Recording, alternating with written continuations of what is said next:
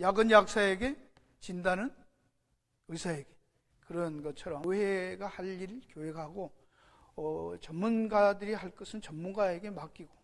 근데 우리의 정신에 대해서는 별로 그렇게 안 해요. 그런 면에서 우리 김진영 지회님은 정말 하나님 은혜 가운데 제가 캘빈에서 공부할 때 소울의대 정신과를 나오고, 근데 지금은 또 의사를 치우고 돈 버는 쪽 안 하고 정말로 이렇게 영혼을 돕는 사역을 하고 있어요. 쉽지 않은데 그거 하면서 캘빈에서 와서 신학을 목사 되는 공부를 목사 안수 안 받고 다 했어요, 같이. 그러니까 너무 귀한 형제를 제가 알게 돼서 여러분에게 소개할 수 있어서 참으로 기쁘고요. 감사를 드립니다. 예, 반갑습니다. 저는 이제 한국에 사는데 우리가 하나님한테서 나와서 잠깐 이 땅을 살다가 또 영원한 하나님의 나라로 가는 존재라는 것을 믿는 분들이라서 그런 형제자매의 그런 마음으로 또 이렇게 만나게 돼가지고 감사합니다. 우리 정인기 목사님은 제가 그 칼빈 신학교 다닐 때 저희 학생들 많이 사랑해 주시는, 제가 존경한다기보다는 오히려 사랑한다는 말을 쓰는 게 훨씬 적절할 것 같아요. 저는 우리 정 목사님 굉장히 사랑합니다. 오늘 저는 근데 크게 두 파트로 나누어서 여러분들한테 말씀을 드릴 텐데요. 첫 번째는 우리가 예수 그리스도를 믿은 다음에 그리스도인이 된 다음에 이제 죽을 때까지 그리스도인으로서 살아가는데, 저는 이제 기독 정신과 의사로서 많은 크리스찬들을 이제 정신 치료하고 분석도 하고 또 이제 그룹으로 모임을 인도하기도 하는데요. 전반적으로 볼 때 제 경험상 그리스도인들의 내면의 세계가 넌 그리스도인들에 비해서 더 어둡더라고요. 죄책감도 많고. 그래서 많이 고민을 했어요. 하나님을 알고 믿는다는 사람들의 내면의 세계가 왜 이렇게 더 어두울까? 오늘 주일날 이제 만날 때는 밝은 미소를 띠고 서로 인사하고 그러는데, 정신과 의사를 만날 때는 이제 본인들의 어떤 문제를 해결해야 되기 때문에 자기에 있는 그들의 모습을 많이 내보이죠. 물론 100%는 아니지만은. 근데 그때 제가 보게 되는 이제 그리스도인들의 모습은 많이 다른 모습이었어요. 많이 자기 자신에 대해서도 부정적이고 뭔가 많이 위축이 돼. 그래서 이제 그 문제로 많이 이제 씨름을 해오는 가운데 한 20여 년 이제 제가 정신과 전문의로 살아오면서 그 문제로 계속 고민을 하다가 이제 성경을 통해 가지고 어떤 깨달음을 가지고 그리스도인들이 이래서 이러한 측면들이 좀 있겠구나. 물론 100%는 아니겠지만은요. 그래서 제가 중생이 된 다음에 그리스도인으로서 살아가면서 겪는 공통적으로 겪는 문제에 대해서 제 나름대로 이제 깨달았던 것을 여러분들한테 소개를 할 것이고요. 그 다음에 이제 오후에는 복음의 내용과는 관계없이 그리스도인은 인간으로서 먼저 우리의 생을 이제 시작을 하고 그 다음에 이제 그리스도인으로서 이제 살아가는데, 그렇기 때문에 그리스도인은 그리스도인으로서만 이해하려고 하면은 저는 부족한 이해가 된다고 생각을 합니다. 우리가 먼저 인간으로서 시작을 했기 때문에 나를 인간으로서 이해하는 그러한 노력을 먼저 한 다음에 좀 더 온전한 인간이 된 다음에 이제 그리스도인의 신앙이 담겨야 그리스도인으로서 온전한 성숙이 일어난다고 제가 생각을 하기 때문에 그런 이제 인간 이해에 대해서 제가 생각할 때 서로 연결성은 조금 떨어질 수 있겠습니다. 여러분들한테 필요하다고 생각하는 내용들을 하나씩 짚어가면서 말씀을 드리도록 하겠습니다.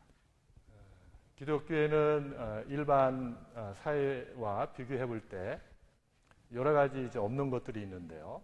부족한 것들이 있는데, 제가 생각할 때 기독교에는 각 단계에 맞는 교육이 부족하다고 생각을 합니다. 이제 막 예수 그리스도를 믿는 사람이 어떤 사람과의 관계가 좋지 않을 때, 어떤 사람과의 관계에서 분노가 많이 일어나가지고 씩씩거리고 있을 때, 보통의 그리스도인, 특히 이제 목사님이나 이런 장로님, 권사님들이 그렇게 어떤 사람을 미워해가지고 씩씩거리고 있으면은 어떠한 말씀을 할까요? 씩씩거리고 있는 크리스찬을 보면은 어떤 권면을 하죠? 여러 가지 권면들이 있겠죠. 원수를 사랑하라. 원수를 사랑하는 사랑까지 해야 되는데 지금 당신이 그 사람과의 관계에서 왜 이러느냐? 주님이 주신 은혜를 생각하면서 원수를 사랑해야 된다. 예수님 10년 믿는 사람이 또 씩씩거리면은 또 무슨 얘기하죠? 그분한테는요. 또 어떤 사람과의 관계가 좋지 않아가지고 화가 나가지고 막 씩씩거리면은 뭐라고 또 얘기하죠? 10년이 된 신앙인한테는요. 좀 다르게 얘기하나요? 똑같이 얘기하죠. 우리 목사님처럼 또 30년, 40년 이렇게 신앙생활 목사 돼가지고 또 살아가더라도 인간이니까 어떤 사람과 관계에서 또 씩씩거리고 또 그럴 수 있어요. 그러면은 다른 목사님이 우리 정 목사님한테 뭐라고 또 권고할까요? 아마 똑같은 얘기 할 겁니다. 우리는 그 사람이 신앙의 어떤 수준에 있느냐에 관계없이 답이 다 똑같아요. 원수 사랑하라. 우리 가자고 하면은 심리 가야지. 그래서 제가 생각할 때 기독교 교육에서 각 신앙의 단계에 따라서 그 사람을 지도하는, 권면하는 이라는 것이 없이 다 모든 사람에게 똑같은 그러한 답을 요구하는 것이, 물론 우연히 그 사람의 수준에 맞는 그런 공부를 들으면 그 사람한테 많이 도움이 되겠지만은 그렇지 않은 사람들한테는 사실은 이제 부적절한 그런 권고가 될 수밖에 없는데요. 여러분들은 신앙생활 하는 것이 얼마나 기쁜지 모르겠습니다. 즐거운지 모르겠습니다. 근데 한국도 마찬가지지만은 미국에서 제가 강의하고 상담을 받고 그러면은 신앙생활 하면서 부정적인 얘기를 제가 더 많이 듣는 것 같아요. 한국도 마찬가지지만은 캐나다나 미국 이러한 이민 집단에서요. 여러분들의 신앙생활을 어렵게 하는 그러한 성경의 내용들이 어떤 것인지 한번 생각을 해보시기 바랍니다. 제가 두 가지로 나눠서 한번 말씀을 드려보겠습니다. 살인하지 말라, 간음하지 말라, 이러한 말씀 때문에 여러분들이 신앙생활 하는 것이 어렵습니까? 아니면 원수 사랑하라, 우리 가정을 심리 가라, 속옷을 달라가면 겉옷까지 벗어주라. 첫 번째 이 전자의 말씀 때문에 여러분 신앙생활이 어렵게 느껴집니까? 아니면 후자 때문입니까? 전자 때문에 어렵다라고 느끼시는 분 한번 손 들어주시겠어요? 후자 때문에 어렵다고 생각하시는 분은요? 네. 왜 후자 때문에 어려운 거죠? 그렇게 못하니까요. 전자는요? 전자는 할 수 있는 것 같죠? 살인 안 하죠. 물론 이제 마음에서 살인은 살인이다. 그것도 그렇게 하면은 좀 문제가 좀 달라지지만은 우선은 거기까지는 가지 말고요. 우리가 살인하지 말라, 간음하지 말라 이런 것들은 지킬 수 있을 것 같아요. 지키고 있고요. 그런데 후자의 말씀은 어떻죠? 네, 후자의 말씀은 성격이 좀 달라요. 근데 제가 볼 때 제 의견, 이건 제 의견입니다. 아마 여러분들이 오늘 이런 얘기 들으시면은 처음 듣는 내용들이 꽤 많을 텐데요. 너무 놀라지 마시고 우선 그냥 한번 들어보시고 여러분들을 돌아보는데 여러분들 자기 성찰에 한번 수단으로서 한번 사용해 보시고요. 신학적으로 물음이 있으면은 제가 떠난 다음에 우리 정희 목사님이랑 같이 한번 생각을 해보시기 바랍니다. 많은 그리스도인들이 전자류의 말씀과 후자류의 말씀을 똑같은 영역에서 봅니다. 똑같은 차원의 말씀으로 봐요. 제가 볼 때는 똑같은 영역 또는 차원의 말씀이 아니라고 저는 생각을 합니다. 그래서 영역 오류의 오류를 범한다고 저는 생각을 합니다. 그러니까 첫 번째 말씀은 살인하지 말라. 그러니까 살인은 하면 하고 안 하면 안 하는 거죠. 살인은 뭐 50% 살인이 있나요? 뭐 30% 살인이 있나요? 그런 거 없죠. 살인은 살인하면 하고 안 하면 안 하는 겁니다. 그러니까 all이면 all이고 nothing이면 nothing이에요. 이건 이분법적으로 우리가 생각을 해야 되죠. 그래서 제가 생각할 때는 이 전자류의 말씀은 신앙적인 측면에서 도덕률에 해당하는, 꼭 지켜야 하는, 신앙이 적은 사람이나 신앙이 깊은 사람이나, 살인은 초등학생도 하지 않아야 되고 중학생도 하지 않아야 되고 70 대신 어르신도 하지 않아야 되는 거죠. 그렇죠? 모든 사람이 그 당시에 현재적으로 항상 하지 않아야 돼요. 그런데 이제 후자류의 말씀은, 예를 들면은 여러분들은 누가 와서 억지로 오리를 가자고 하면은 평균적으로 한번 몇 리 가시는지 한번 생각을 해보시기 바랍니다. 평균적으로 여러분들 몇 리 가시는지. 물론 어떤 때는 좀 많이 갈 수도 있고 어떤 때는 뭐 전혀 안 갈 수도 있고 그럴 텐데요. 한번 마음속으로 평균적으로 몇 리 가나. 여기 익두스 교회의 제 신앙이 깊으신 분은 어떤 분이시죠? 평균적으로 제일 많이 가실 분이 누구실까요? 우리 권사님이신가요? 권사님 같이 보이는데요. 권사님은 평균적으로 몇 리 가시는 것 같아요? 누가 억지로, 싫은 사람이 와가지고 억지로 오리 가자고 하면은 평균적으로 몇 리 가시는 것 같아요? 돌아보니까요. 네? 싫으면 안 가요. 그러니까 평균적으로. 많이 가는 사람도 있고, 되게 이제 성경이 말씀하신 싫은 사람이 오리 가자면 어떻게 할 것인가 이제 그런 건데요. 그러면은 영리인가요?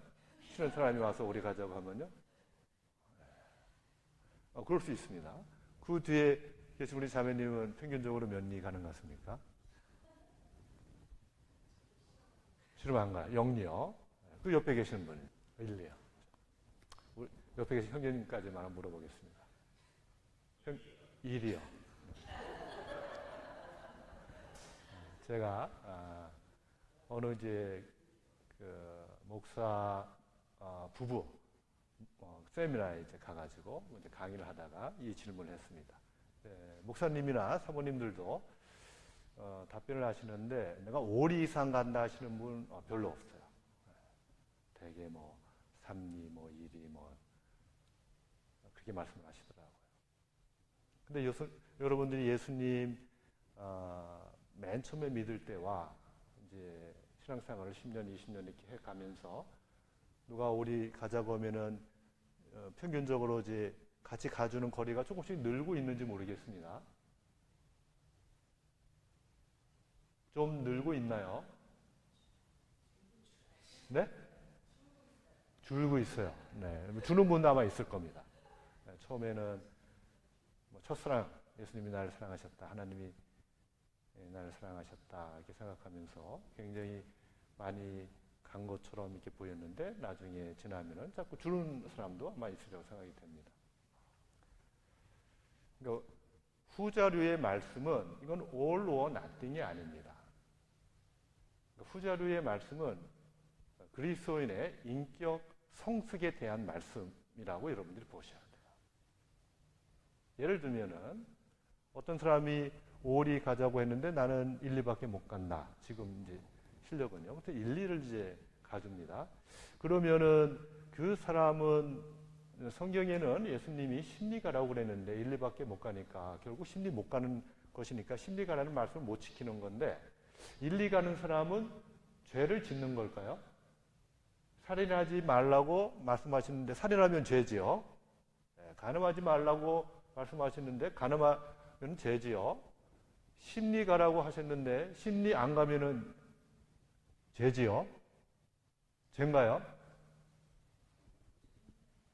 어떻게 생각하세요? 왜 아니죠? 다른 분들은 어떻게 생각해요? 죄가 아닌가요? 지금까지는 어떻게 생각해 오셨습니까? 여러분들 아마 평균적으로 항상 심리 가시는 분 없으시겠죠? 막 없으실 겁니다. 그러면은 그럴 때 여러분들이 심리 못 갈 때 어떤 사람이 어떤 요청을 했을 때 제가 내가 그렇게 못한단 말이에요. 그랬을 때 여러분들은 어떻게 죄책감이 생겼습니까? 생기지 않았습니까? 생겼나요? 그러면 죄인가요? 심리 못 가는 것은요? 예. 후자류의 말씀은 이건 도덕률은 아닙니다. 후자류의 말씀은 사실은 자기의 신앙 성숙에 자기의 위치를 이제 알게 해주는, 심리를 가야 되는데 나는 지금 일리 가고 있구나. 자기를 깨닫게 해주는 그러한 자기를 돌아보게 하는 거울과 같은 말씀이라고 이제 볼 수가 있고, 그렇기 때문에 전자류의 이런 말씀이 가지는 의미와 후자류의 말씀이 가지는 의미가 이제 다르다고 저는 생각을 합니다. 그러니까 전자류는 항상 현재적인 목표로 우리가 그 말씀을 받아야 돼요. 근데 후자류의 말씀은 그 말씀을 지금 당장 현재적으로 지킬 수 있는 현재적인 목표로 예수님이 말씀하신 것이 아니라 하나의 방향성을 가르쳐주는, 지시해주는 말씀이라고 저는 생각을 합니다. 예를 들면은 어떤 전문 등산가가 이제 산행을 하다가 자기 베이스 캠프로 이제 돌아오려고 이제 하산을 하는데 어둠이 빨리 내려깔려가지고 아무것도 보이지 않게 됐습니다. 그럼 보통 전문 산악가들은 무엇을 찾지요? 어두컴컴해서 이제 앞이 보이지 않을 때요. 나침판을 이제 찾죠. 자기 베이스 캠프가 만약에 북쪽에 있으면은 나침판을 찾아가지고 북쪽을 가리키는 쪽으로 이제 걸어가면은 자기 베이스 캠프를 만나겠죠. 근데 나침판을 찾았더니 나침판을 놓고 온 거예요. 그럴 때 또 그 사람들은 뭘 찾지요? 네, 북극성을 찾습니다. 북극성은 항상 북쪽에 있으니까 북성을 보고 그쪽으로 이제 걸어가면은 북쪽으로 가가지고 자기 베이스 캠프를 만나게 될 겁니다. 그렇게 계속 걸어가면은 북극성에 이제 도달하는 건가요? 북성을 보고 가면은 북성에 도달하게 되나요? 되나요? 북성에 도달하기 위해서 북성 쪽으로 가는 거 아니죠? 북쪽으로 가야 내가 산다. 베이스 캠프가 있으니까. 그러니까 내가 사는 길이라는 의미에서 그 길을 지시해 준다는 의미에서 북극성을 우리가 이제 찾는 거죠. 그런 식으로 이 후자류의 말씀은 현재적인 목표를 우리한테 주신 것이 아니라 우리한테 방향을 가르쳐 주는 말씀으로, 너희가 아직은 수준이 그렇게 되지는 않지만은 너희들이 가야 할 길은 이쪽 길이다. 지향적인 목표, 방향을 가르쳐 준다는 지향적인 목표로 주신 것이지 현재적인 목표로 주시지 않았다는 게 제 의견입니다. 그 말씀을 해석을 하는데요. 왜 현재적인 목표로 주시지 않았겠는가? 저도 제 형이나 동생이 목사하고 저도 모태신앙으로부터 쭉 자랐고 신학교에서 공부도 했기 때문에 많은 신학자나 목사들을 알지요. 그런데 아무리 주위를 돌아봐도 항상 원수 사랑하고 심리가하고 고도까지 벗어주고 왼쪽 땅까지 내미는 사람 제가 보지 못했어요. 여러분도 혹시 보신 분 있으세요? 항상 그러시는 분이요? 네, 없습니다. 그러면은 하나님께서 성경을 통해 가지고 왜 인간에게 지킬 수 없는 말씀을 주셨을까? 살인하지 말라, 간음하지 말라, 이런 것들은 우리가 지킬 수가 있는데, 현재적인 목표로 알고 우리가 살아가는데, 이 말씀들은 우리가 100% 현재적으로 다 지킬 수가 없는데, 왜 지킬 수 없는 이 불가능한 말씀을 주셨겠는가? 그래서 이제 우리의 그 실존적인 모습을 보면서 이제 말씀을 생각을 해봐야 되죠. 우리가 성경을 읽을 때 귀납적인 사고를 적용해야 되는 때들이 있죠. 영역적인 사고는 여러분들 잘 아시겠지만은요. 제가 제일 못하는 거 두 가지가 있는데 글씨하고 그림을 그리는 건데요. 제가 글씨를 굉장히 못습니다. 악필입니다. 여러분들이 제 글씨 보고 너무 성의 없다 이렇게 생각 안 하셨으면 좋겠습니다. 보통 우리가 성경을 이해할 때는 연역적인 사고를 합니다. 그러니까 철학자들이나 신학자들은 거의 다 연역적인 사고를 하죠. 연역적인 사고라는 것은 맨 위에 이제 절대 명제, 절대 틀릴 수가 없는 이러한 명제를 가지고 이제 사고를 계속 진행시키는데요. 예를 들면 인간은 죽는다. 근데 귀납적인 사고는 경험적인 이제 사고라고 볼 수가 있는데요.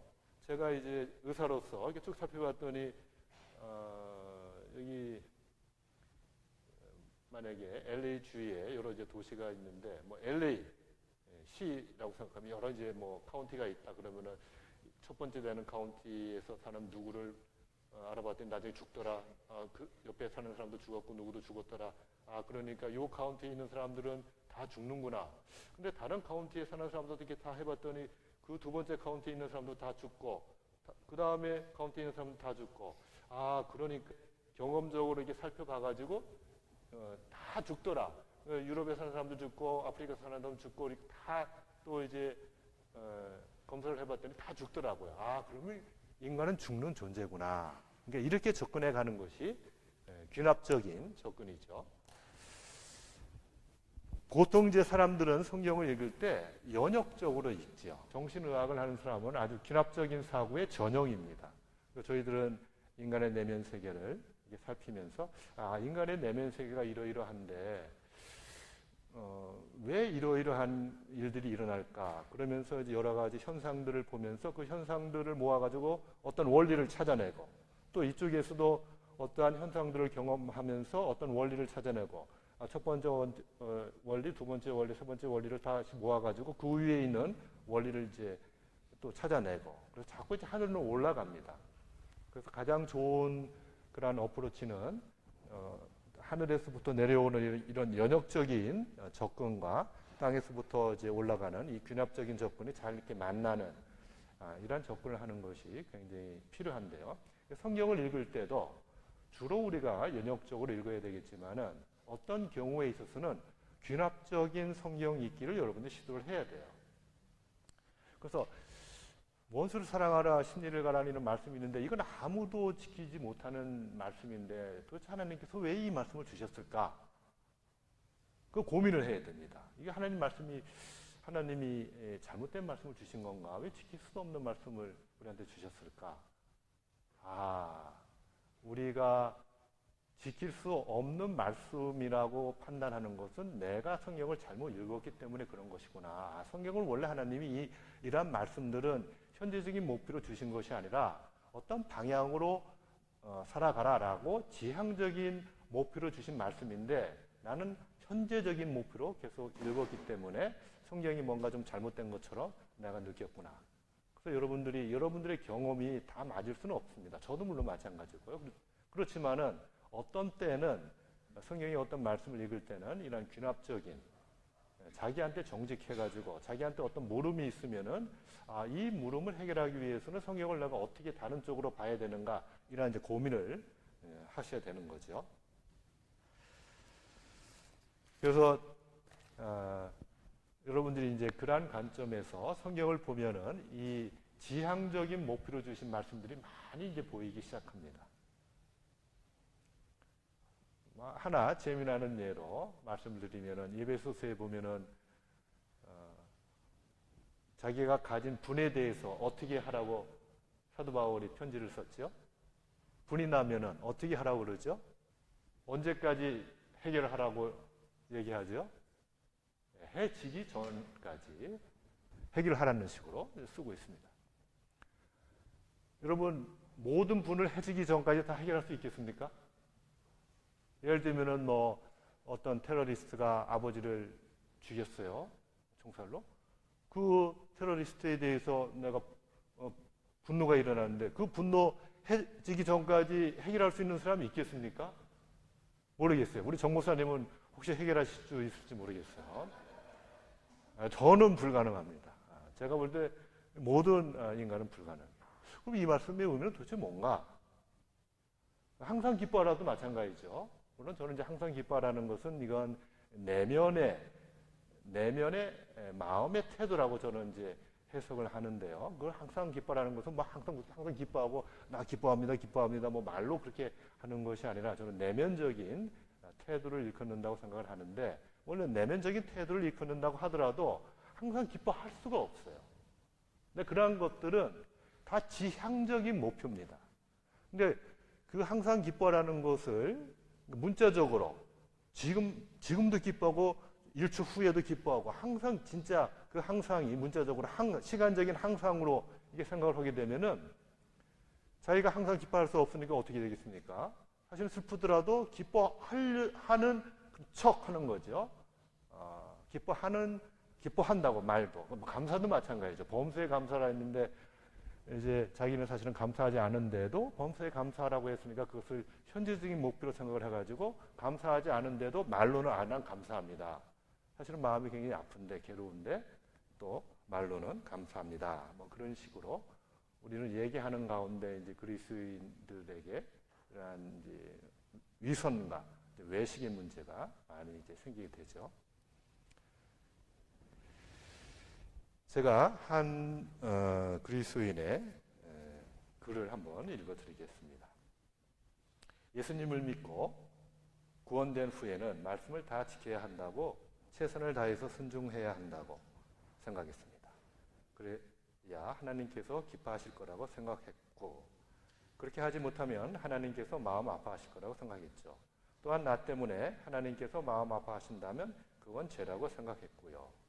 원수조차 사랑하며 기도해 주라고 하셨는데 그래서 남이 내게 화를 내고 잘못했는데도 무조건 꾹 참았고 하지만 그러면서도 부모님께 쉽게 화를 내며 주위의 친한 친구를 위해 쉽게 기도 못하는 제 자신을 보며 가장 가까운 사람도 사랑 못하는데 어떻게 원수를 사랑할 수 있나 라며 자책하고 매일 경건의 시간을 가지지 못하는 것, 다른 일을 위해 온전히 기도하지 못하는 것, 오리를 가라 하면 심리를 가져라고 하셨는데 오른쪽 뺨을 맞으면 왼쪽 뺨을 돌려대라고 하셨는데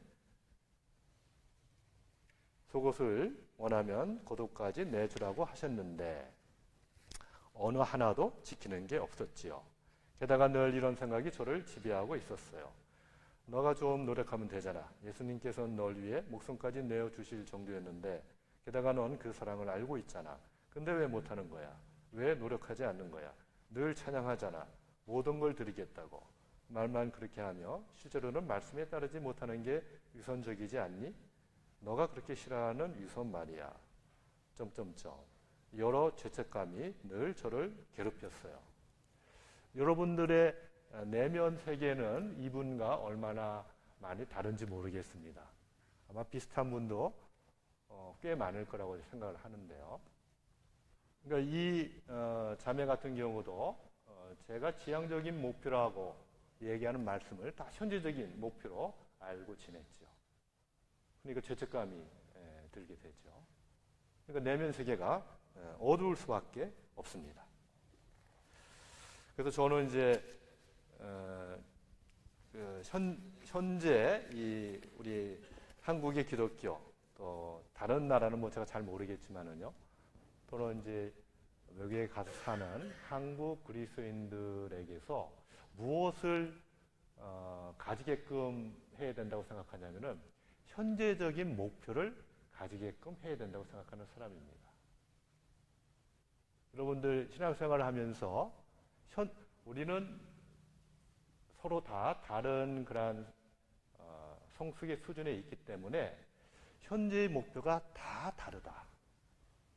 다 똑같이 모든 사람에게 원수 사랑하라, 심리가라 이렇게 해야 되는 것이 아니라 어떤 사람한테는 당신은 지금 일이 가니까 아까 어떤 분은 일이 가신다고 그랬죠. 평균적으로. 만약에 일이 가는 분이 있다면은 그분에게는 현재적인 목표가 몇 리가 되겠습니까? 3리요? 다른 분이요. 몇 리가 되겠습니까? 현재 지금 바로 전까지 일이 가는 수준이었다면 그 다음에 그분한테 현재적인 목표는요? 네? 10리요? 예. 3리요. 제가 볼 때 3리도 굉장히 이 과대적인 목표입니다. 제가 볼 때는 한 2.00012가 사람의 변화가 여러분들 쉽게 일어나는 것 같습니까? 여러분들은 어떻게 예수님 믿는 생활을 하면서 자기가 잘게 변하는 것 같습니까? 빨리빨리. 주위에 있는 그리스도인들 어떻게 빨리빨리 변하는 것 같습니까? 어떠세요? 아니, 사람이 좀 변화하는 것 같습니까? 사람이? 좋은 쪽으로요. 나쁜 쪽으로는 나쁜 쪽으로 변하는 사람들 많죠. 배신을 당한다든지 여러 가지 일들로 인해 가지고요. 나쁜 쪽으로는 많이 변해요. 좋은 쪽으로 변화를 제가 얘기합니다. 어때 사람이 변화하는 것 같습니까? 자기 남편, 아내, 친구들, 또 교회 장로님, 권사님 이렇게 보면요. 제가 목사님들한테 제일 많이 받는 그 질문이요. 김 선생님, 사람이 변합니까? 저 나름대로 신학교에서 열심히 공부해가지고 내가 성경 말씀 열심히 이렇게 분석해가지고 나름대로는 열심히 설교를 했다고 생각하는데 신앙교육을 했다고 생각하는데 맨 앞에 있는 그 장로님, 권사님 30년 됐는데 별로 하나도 변하는 것 같지 않습니다. 그렇게 얘기하시는 목사님들이 대부분이에요. 그래서 목사님들끼리도 사람이 변하냐 변하지 않느냐 이 이슈를 가지고 아주 핫 디스커션을 하는 경우가 굉장히 많습니다. 근데 대개는 변하지 않는다입니다. 여러분들은 잘 변하는지 모르겠습니다. 제가 생각할 때는 변할 수 없는 목표를 가지고 자꾸 이제 변하라고 하니까 사실은 이리 가시는 분이 그 다음에 노력해가지고 또 전반 우리 그리스도인의 모든 액티비티는 다 그렇죠. 우리가 노력하는 것은 in God's grace, 또 in God. 우리가 하나님 안에서 하나님의 은혜 안에서 이제 어떤 노력을 하는 가운데서 이제 우리한테 어떤 변화가 일어날 텐데요. 그걸 이제 전제하고 저는 이제 말씀을 드리는데 이리 가는 사람이 열심히 노력해가지고 0.00012를 더 가게 되면은 그게 훌륭한 변화입니다. 근데 우리는 늘 심리가 목표가 되니까 이리 가는 사람이 0.00012 더 가가지고 2.00012 가는 것이 이게 변화라고 느끼지 않는 거예요. 또 심리 못 가는구나. 그 사람이 계속 또 노력해가지고 성실하게 노력해서 또 3리 가게 됐을 때도 그것을 저 사람이 5년 전에 이리 갔었는데 지금은 3리 가네. 야만한 발전이 있구나. 이렇게 생각하지 않고 그리스도인들은 그때도 심리 못 갔는데 지금도 심리 못 가네. 항상 그 지향적인 목표를 판단의 척도로 삼아가지고 다 못하는 걸로 이제 만드는 거죠. 자기 자신에게도 이제 그렇게 적용을 하죠. 그래서 현재적인 목표라는 이 용어를 우리 그리스도인들이 찾아내야 됩니다. 이걸 살려내야 돼요. 근데 현재적인 목표가 금방 이게 알아질 수 있겠는가? 현재적인 목표는 어떻게 해서 제일 적절하게 설정이 될 수 있겠습니까? 현재적인 목표를 알려면은 무엇을 먼저 알아야 될까요? 맞습니다. 현재의 자기를 알아야 돼요. 자기 수준을 알아야 돼요. 나는 도대체 어느 수준에 있는가? 나는 몇 리 가는 사람인가? 거리 개념으로 이해하는 것이 좀 이해하는 데 도움이 되니까요. 나는 누가 싫은 사람이 가면은 나는 0리 가는 사람인가? 그런 사람이 대부분이겠죠. 싫은 사람이 와가지고 오래 가자고 하는데 가고 싶은 마음이 들겠습니까? 안 들죠. 그 자기를 보고 인정하는 겁니다. 나는 지금 이 수준에 있는 거구나. 그래서 자기한테 정직해야 자기 수준을 잘 알고 그 다음에 자기한테 적절한 현재적인 목표를 설정할 수가 있어요. 그래서 그리스도인들에게 저는 이제 신앙인에게서 가장 중요한 여러 가지 덕목 중에 하나가 저는 정직이라고 생각합니다. 자기를 정직하게 볼 수 있어야 돼요. 나는 이런 일을 당하면 이만큼 내가 분노한다. 내가 이만큼 어떤 사람을 미워한다. 그런 자기를 정직히 자기가 봐야 돼요. 근데 그리스도인들은 정직히 보는 훈련을 별로 받지는 못해요. 먼저 사랑해야 된다. 심리가야 된다. 여러분들 그리스도인들에게 여러분들을 포함해서 주위 그리스도인들에게 만약에 분노가 생겼어요. 어떤 사람의 관계 속에서. 그리스도인들은 자기에게서 분노가 이렇게 생기면은 자기가 화가 났다고 이제 느끼면은 그 분노에 대해서 어떻게 대응하는 것 같습니까? 그리스도인들은요. 분노가 자기 마음속에 생기면은. 네? 우리 자매님 먼저 뭐라고 했습니까? 예, 참아야 된다. 그 앞에 자매님 뭐라고 하셨죠? 예. 참는 것은 자기가 소화되지 않은, 그러니까 화를 자기가 소화할 수 있는 화는 없어지는 겁니다. 근데 이제 없어지지 않는 화에 대해서 참는다는 걸 뭘 얘기할까요? 뭐 그것도 이제 수준에 따라서 제가 이게 질문을 하고 충분히 여러분들이 생각하고 그러면은 이 강의가 더 풍부할 텐데 시간이 없으니까요. 제가 계속 질문하지는 못하겠는데요. 뭐 여러 이제 수준에 따라서 참는 그 내용도 다르다고 생각하는데요. 제가 볼 때는 대부분의 그리스도인들은 자기한테 어떤 분노가 생기면은 분노를 어떻게 빨리 처리하려고 해요. 내가 분노하는 사람이 돼서는 안 된다는 거죠. 나는 원수까지 사랑을 해야 되는 사람이어야 한다고 생각하기 때문에 분노가 찾아들면 분노를 어떻게 해결하려고 해요. 근데 해결이라는 것이 뭐냐면은 되게 억압을 해요. 분노를 자기의 무의식 속에 쑥 집어넣고 나 화 안 났다. 그래서 어떤 접근이 안 되냐면요. 화가 나면은 내가 이 일에서 이 사람과의 관계에서 내가 이만큼 화가 나는구나. 내가 이만큼 화가 났구나. 그것을 잘 못 봐요. 그리스도인들은. 제가 화가 났으면 내가 이런 일을 당하면 이만큼 화를 내는 수준에 있구나. 그 화를 인정해야 돼요. 그 화를 내는 나 자신을 인정을 해야 돼요. 그 다음에 이 화가 도대체 타당한 화인가 아니면 타당치 않은 화인가.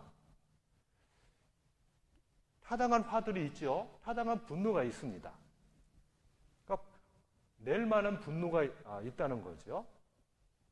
그래서 이게 정당한 화인가 정당치 않은 화인가. 그리고 이 화가 도대체 어디에서 오는 건가. 누구한테 저 사람한테 그렇게 생각을 한 다음에 내가 특별히 잘못한 게 없고 상대방이 거의 일방적으로 잘못해가지고 내가 부당하게 이제 어떤 일을 당해가지고 화가 났다면은 저는 그리스도인들이 그런 일을 당하면은 처음부터 이 사랑의 원리를 가지고 접근하지 않는 것이 옳다고 생각합니다. 그러니까 우리들은 이 세상을 살아가면서 어떤 문제를 당하면은 맨 처음에는 상식적인 접근을 해야 돼요. 이건 제 주장입니다. 뭐 제가 틀릴 수도 있는데요.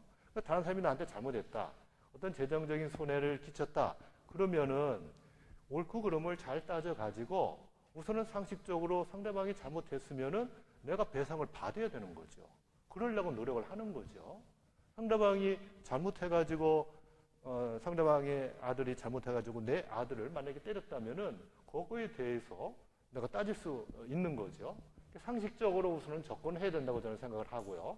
그 다음에 그것은 이제 인간으로서 한 시민으로서 그렇게 접근하고 그 다음에는 그렇게 해서 문제가 해결이 되면은 상대방도 내가 잘못했다, 내가 배상하겠다. 그래서 둘이 이제 잘 화해가 되면 거기서 끝나는 거죠. 그러니까 사랑의 원리를 적용할 필요도 없는 거죠. 근데 이렇게 따졌는데 상대방이 잘못을 훨씬 많이 했는데도 그것을 인정하지 않고 이제 오히려 나한테 이제 더 책임이 있다고 원인 기여가 있다고 이렇게 주장을 할 때, 근데 그때는 이 사람한테는 상식적으로 해가지고 이 문제가 해결되지 않은데 그럴 때 그러면 내가 그냥 고소한다든지 뭐 어떻게 한다든지 그럴까? 그때 이제 사랑의 원리를 이제 적용을 하려고 하는 것이 저는 그리스도인들이 이 세상을 지혜롭게 살아가는 태도라고 생각을 합니다.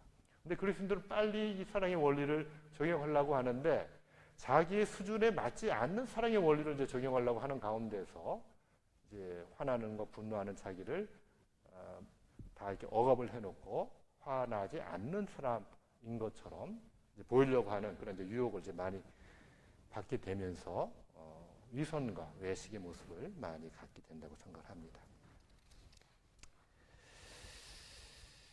그래서 여러분들은 이 현재적인 목표에 좀 관심을 많이 가지시길 바라고, 제가 볼 때 현재적인 목표는 좋은 그런 공동체, 신앙 공동체에서 좋은 리더가 있는 신앙 공동체에서 서로를 믿고 자기에 있는 그들의 모습을 많이 오픈하는 거죠. 우리가 물론 100% 오픈할 수는 없습니다. 뭐 경우에 따라서는 100% 오픈해도 안전한 그런 분이 있겠지만은, 그래서 서로 믿고 좋은 지도자가 있는 그런 스몰 공동체를 가지느냐 가지지 못하느냐 하는 것이 저는 굉장히 중요하다고 생각합니다. 그래서 자기의 현재적인 목표를 그 스몰 공동체에서 지도자와 같은 형제 자매들끼리 잘 이렇게 협의를 해가지고 각자의 현재적인 목표를 이렇게 찾아가는 그런 작업이 저는 있어야 된다고 생각합니다. 공동체가 그 일을 감당해 줘야 된다고 생각을 합니다. 그래서 여러분들이 스몰 커뮤니티, 내가 나 있는 그들의 모습을 내놔도 자유롭고 안전한 그런 스몰 커뮤니티를 내가 가지고 있는가? 이것은 꼭 신앙 공동체뿐만 아니라 한 인간으로서 꼭 크리스찬이 아니라 할지라도 저는 모든 사람에게서 한평생을 살아가는데 실제적으로 제일 중요한 그 과제가 뭐냐고 생각하냐면은, 내가 과연 나 있는 그들의 모습으로 자유할 수 있는, 정직할 수 있는 그런 스몰 커뮤니티를 가지고 있는가? 그것이 저는 제일 중요하다고 생각합니다. 실제적인 측면에서요. 여러분들은 얼마나 자기를 100% 가까이 있는 그들의 모습으로 이렇게 표현하면서 펠로십을 가지는 그런 스몰 공동체를 가지고 있는지 모르겠습니다. 가지려고 노력을 해야 됩니다. 그리고 그런 스몰 공동체를 찾으려고 노력을 하셔야 돼요. 그것을 여러분이 만약 찾게 되면 그 다음의 삶은 굉장히 이제 편해지죠. 그 공동체 내에서 어떤 멤버가 많이 지쳤을 때 다른 좀 덜 지친 사람이 그 사람을 좀 이렇게 서포트해주고, 또 그 사람이 그래서 이제 회복이 되고, 내가 많이 지쳐서 무슨 일을 할 수 없을 때는 또 다른 멤버들의 또 도움을 받고, 혼자 한 부부만이 그 길을 가면은 굉장히 외롭죠. 그래서 그 스몰 커뮤니티를 여러분들이 얼마나 잘 형성하느냐 이런 것이 굉장히 중요하다고 생각을 합니다. 그러면은 우리가 그 지향적인 목표와 이 현재적인 목표에 대한 이 분별 의식을 가지고 신앙생활을 이제 돌아보면은 실제로 어떤 원리들을 우리가 생각을 하면서 우리의 신앙생활에 도움이 되겠는가? 제가 그냥 몇 가지만 여러분들한테 제시를 하도록 하겠습니다. 아까도 이제 빌립보서 2장 12절에서 보면은 구원을 이루어가라 그런 말씀을 읽었습니다. 여러분들 구원은 이루어가는 건가요? 보통 우리는 구원에 대해서 어떻게 한다고 그러죠? 구원을 받는다고 보통 표현하죠. 근데 여기 성경에서는 구원을 이루어가라고 그랬으니까 우리한테 어느 정도 책임이 있다는 거 아닙니까? 우리가 뭐 그 책임이 없으면 우리 보고 이루어가라 뭐 이런 말씀을 주시지 않겠죠. 여기서 그 사도 바울은 왜 이루어가라고 그랬을까요? 제가 볼 때는 사도 바울의 이 내용은 좀 이단성이 좀 있는 것 같이 보이는데요. 구원은 받는 건데 구원을 이루어가라고 그랬단 말이에요. 구원의 의미가 이제 다르다고 생각할 수 있죠. 보통 우리들이 사용하는 구원은 그 중생의 의미, 영적으로 거듭난다는 의미로서 이제 구원인데, 여기서 얘기하는 구원은 온전한 구원, 그냥 영적인 중생의 의미가 아니라 그 중생이 된 다음에 계속 이제 성숙의 과정을 열심히 밟아가면서 온전한 구원에 이르게 될 때 그 구원, 그러니까 성숙한 그리스도인으로서 자라가는 그 전체를 일컫는 용어라고 볼 수가 있습니다. 거기에서 그리스도인의 과정성이 잘 드러나 있다고 볼 수가 있죠. 물론 다른 성경 구절을 여러분들한테 될 수 있지만은, 그리스도인은 예수님을 구주로 영접해서 구원받았다고 해가지고 180도 변하는 것이 아니죠. 조금 변한 거죠. 영적 갓난아이죠. 영적 갓난아이에서 영적 1살이 되고 2살이 되고 3살이 되어 가는 거죠. 그게 과정적인 존재인 거죠. 무엇을 뭐 다 이룬 것이 아니라요. 그러니까 다 수준이 이제 다른 거죠. 그래서 여러분들이 자기 자신이나 다른 사람을 대할 때 이러한 부사를 앞에 두고 얘기를 하는 것이 좋습니다. 나는 아직은 일리 가는 사람이다. 아직은. 또는 현재는 지금은 그렇게 여러분들 생각을 해주셔야 돼요. 아, 나는 1, 2밖에 못 가는 사람이야. 아, 저 사람 1위밖에 못 가는 사람이야. 1위 가는 사람이야. 그렇게 얘기를 하면 뭔가 좀 단정적인 그런 분위기가 많은데요. 아, 저 사람이 지금은 1위 가는 사람이 있구나. 이러한 것들을 여러분들이 신앙생활을 하면서 이렇게 잘 이렇게 실생활에 적용을 해야 됩니다. 어떻습니까? 뭐 아직은 지금은 이러한 부사를 집어넣으니까 좀 느낌이 어떻습니까? 그러니까 우리의 실제를 많이 이렇게 반영해 주는 것 같아요. 우리의 실제를. 이 한평생을 살아가면서 우리는 완전한 존재로서 살아가는 것이 아니라 많이 부족한 가운데서, 많이 무지한 가운데서 살아가는 존재인데 그러한 존재를 잘 이렇게 표현해 주고 있죠. 여러분들이 그러한 언어 습관을 좀 고칠 수 있으면 좋겠고요. 그 다음에 제가 여러분들한테 권하기로는 정직한 현재적 자기, 정직한 현재적 자기로 자유할 수 있으면 참 좋겠습니다. 그러니까 하나님께서는 우리를 향해서 누가 오리 가자고 하면은 심리 가는 사람만 나한테 와라, 이러지 않으시는 거죠. 1, 2 가는 사람도, 0.5리 가는 사람도 다 우리가 하나님 앞에 나갈 수 있죠. 아브라함은 하나님이 본토를 떠나라, 아비 땅인 그 본토를 떠나라 그랬을 때 아브라함은 어떻게 했다고 그랬죠? 바로 떠났다고 뭐 성경에는 기록이 되어 있습니다. 물론 이제 아브라함이 얼마나 고민했는지 그런 것까지 뭐 일일이 적을 수 없기 때문에 그냥 떠났다 이렇게 했는지는 모르겠지만, 아무튼 성경에는 아브라함은 하나님 앞에 그런 말씀을 받았을 때 바로 떠난 것처럼 이렇게 되어 있습니다. 근데 기드온은 어땠습니까? 아브라함처럼 바로 떠나지 않았습니다. 맨 처음에는 거기 이제 사사기 6장에서 7절에 보면은, 여러분들 좀 그 사사기의 기드온에 대한 내용을 보고 좀 궁금하지 않으셨는지 모르겠어요. 도대체 하나님께서는 왜 기드온을 쓰셨을까 생각할 때는, 왜 하나님께서 기드온을 쓰셨다고 생각하냐면 기드온의 정직성을 저는 보셨다고 생각을 해요. 예를 들면은요, 기드온은 저러지 않았다고 저는 생각을 하는 거죠. 야, 네가 좀 앞장서가지고 미디안 족속과 전투를 해라, 내가 승리를 주리라 그랬는데, 이제 기드온이 인간이니까요, 속으로는 자신이 없고 굉장히 불안한데, 그래서 하나님이 가라고 하니까 속으로요, 뭐 그냥 하는 그런 표현입니다. 속으로는 에이씨, 불안해 죽겠는데 하나님 가라고 하는데 이거 안 갈 수도 없고, 에이씨 하면서 가는 사람들 많이 있지 않습니까? 교회에서도요. 뭔가 좋은 일이 있으면 자기는 기꺼운 마음이 없는데, 교회에서 다른 사람 보는 눈도 있고, 또 내년에 뭐 장로 세우는데, 뭐 안수 집사 세우는데, 뭐 권사 임명하는데, 또 작년 것도 생각하면, 뭐 이래서 자기는 사실은 마음이 없는데, 하면서 억지로 뭔가 좋게 생각이 되는 일을 하는 분들이 굉장히 많죠.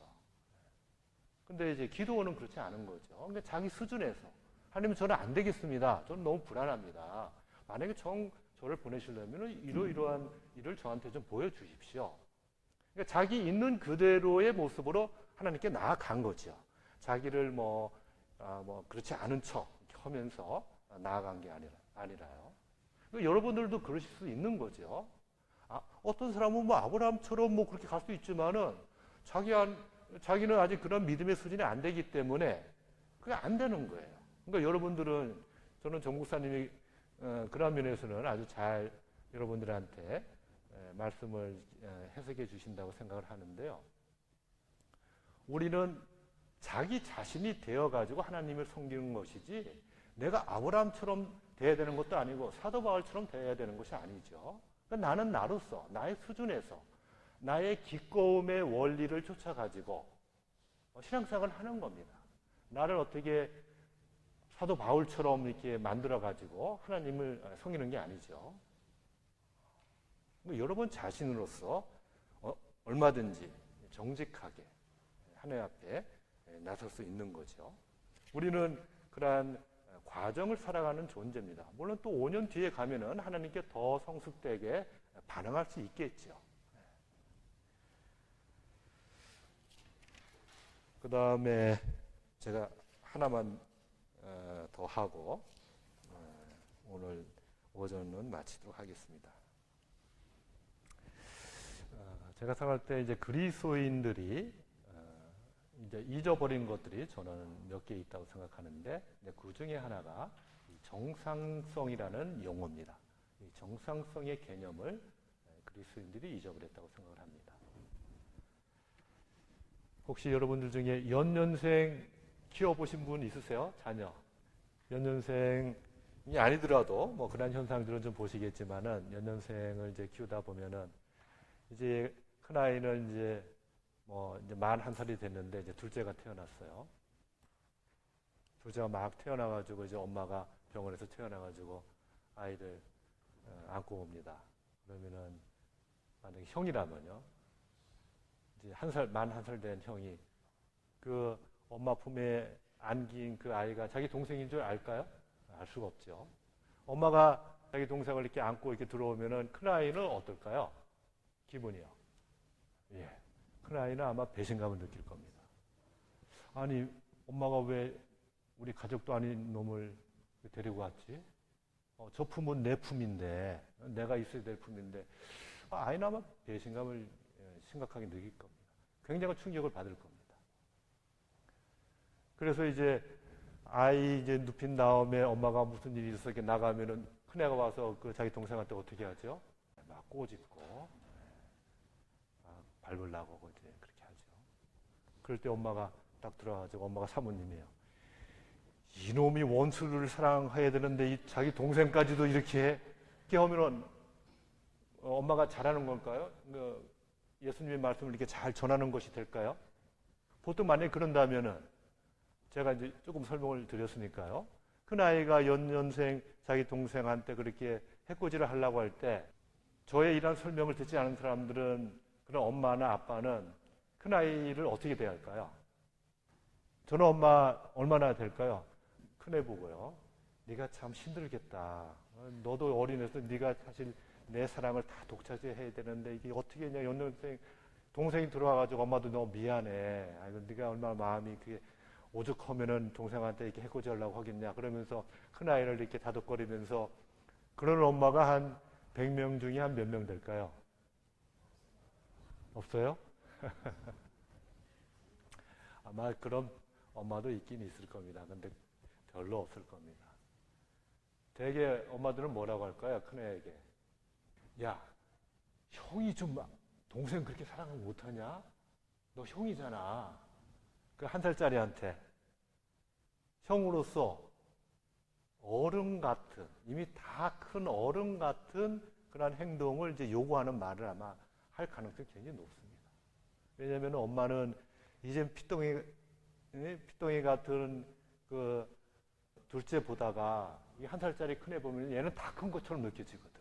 아이같이 느껴지지 않죠. 상대적으로. 그래서 야, 네가 어떻게 동생한테 그럴 수가 있어? 뭐 그러면서요. 1살짜리 말도 안 되죠. 1살짜리한테 뭐 어른 같은 것을 요구하고 2살짜리한테 어른 같은 행위를 요구하고 이런 것은 네가 오죽하면 그러겠니? 그러면서 그 큰 아이, 연년생 그 형을 이해하는 것은 무엇에 근거해가지고 이해를 하냐면은 한 인간으로서 나도 엄마도 너 같은 입장이 있으면은 그럴 수 있겠다. 그러면서 이제 큰 아이를 이해하는 거죠. 그때 이제 뭐 원수 사랑해야 되는데 하나님이 원수 사랑했는데 네 동생도 사랑하지 못하고 이놈이 나중에 커서 어떤 놈이 되려고 이렇게 적용하는 것이 그게 올바른 적용일까요? 그건 올바른 적용이 아니에요. 그때는 한 인간으로서 정상적으로 이럴 수 있다. 그래, 어느 누구나 이러한 상황이 되면은 그럴 수 있다. 그러니까 노말 레인지를 여러분이 생각할 수 있어야 돼요. 그러니까 우리는 맨 처음에는 우리 자신을 또 다른 사람을 생각할 때 한 인간으로서 보고 정상성의 개념을 가지고 먼저 생각을 할 수 있어야 됩니다. 근데 우리는 빨리 기독교의 어떤 가르침을 적용하려고 그래요. 그러니까 많은 사람들이 이제 부적절하게 대우를 받는다고 이제 볼 수가 있습니다. 이기심. 이기심은 좋은 건가요? 나쁜 건가요? 그리스도인들에게 이기심은 어떻게 대우를 받죠? 예를 들면은 그럼 이기심 앞에 이러한 형용사가 어떨까? 이런 형용사를 사용할 수 있을까요? 정상적 이기심. 이런 형용사를 이기심 앞에 둘 수 있을까요? 여러분 어떠세요? 여러분들 신앙생활하면서 이기심을 얘기할 때 앞에 정상적 이 형용사를 두면서 저 사람이 저런 것 그래도 정상적으로 이기적인 거야. 저 정도 이기적인 건 그래도 정상적이야. 혹시 이렇게 다른 그리스도인들을 좀 대해보셨나요? 대개 그리스도인들은 정상적 이기심을 뭘로 읽지요? 뭘로 리딩을 하죠? 정상적 이기심을요? 대개 그리스도인들은 정상적 이기심을 이기심으로 읽습니다. 근데 저는 정상적 이기심은 이기심으로 읽지 말고 이것은 정상적인 것으로 읽어야 된다고 저는 생각을 해요. 근데 우리는 너무 그리스도인으로 살아가면서 이 아이디어란 아주 지향적인 목표에 많이 이렇게 노출이 돼가지고 이러한 정상성의 개념을 가지고 읽는 훈련이 되어 있지 않습니다. 자기에 대해서나 타인에 대해서 좀 가혹하죠. 예를 들면 분노도 마찬가지입니다. 분노도 정상적 분노가 있어요. 근데 정상적 분노를 그리스도인들은 분노라고 읽지 정상적인 것이라고 읽지 않습니다. 많은 경우. 또 뭐 어떤 것이 있을까요? 우리 그리스도인들이 잘 하지 못하는 것들 중에 자기 중심성도 마찬가지예요. 제가 볼 때는 인간은 자기 중심성을 죽을 때까지 다 벗어낼 수가 없어요. 그 인간이라면은 그 상황에서라면은 저 사람이 저런 정도의 자기 중심적인 모습을 보이는 것은 정상적인 것으로 우리가 읽어줘야 되는데 그런 것들을 자꾸 이제 자기 중심적인 것으로 읽음으로 말미암아 이제 상대방한테 굉장히 가혹한 그런 이제 판단을 하게 되는 거 굉장히 많죠. 그래서 여러분들이 다른 사람과의 관계에서 우선은 이 정상성의 개념을 가지고 이제 관계를 맺으려고 노력하고 평가를 하려고 노력하고 그걸 가지고도 이제 안 되는 경우에는 우리가 뭐 어떤 사랑의 원리라든지 우리 그리스도인들로서 하나님께서 원하시는 그런 품성을 가지고 이제 접근하려고 이제 해야 되는 것이지 처음부터 이 정상적인 이런 개념을 가지지 않고 처음부터 사랑의 개념이라든지 그것도 이제 이상적인 그런 사랑의 개념을 가지고 접근을 하게 되면은 제가 볼 때는 이 세상에서 우리가 많은 다양한 사람들을 만나면서 다양한 관계 속에서 살아갈 때 부적절하게 살아갈 가능성이 많다고 생각을 합니다. 예, 그러면 시간이 돼가지고요. 여기까지 마치고 또 오후에 말씀을 드리도록 하겠습니다.